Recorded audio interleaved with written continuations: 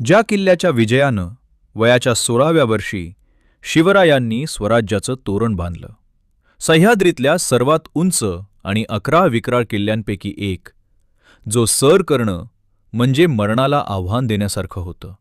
सह्याद्रीचा हा महाबलिष्ठ योद्धा म्हणजे किल्ले तोरणा. तोरणा म्हणजे नुसता किल्ला नाही, तर तो एक अवाढव्य डोंगर आहे.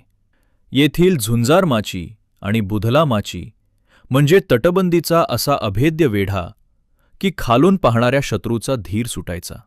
याच गडाच्या दुरुस्तीवेळी महाराजांना स्वराज्याचं गुप्त धन मिळालं, ज्यातून पुढचा इतिहास लिहिला गेला. शिवरायांनी याचं नाव बदलून प्रचंडगड ठेवलं होतं, कारण याची भव्यता पाहून कोणाचेही डोळे दिपायचे. इथली बिनीचा दरवाजा आणि कोकण दरवाजा आजही गडाची अभेद्यता ओरडून सांगतात.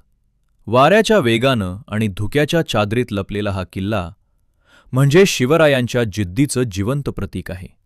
स्वराज्याची पहिली गर्जना अनुभवण्यासाठी एकदा तरी तोरण्यावर जावंच लागेल.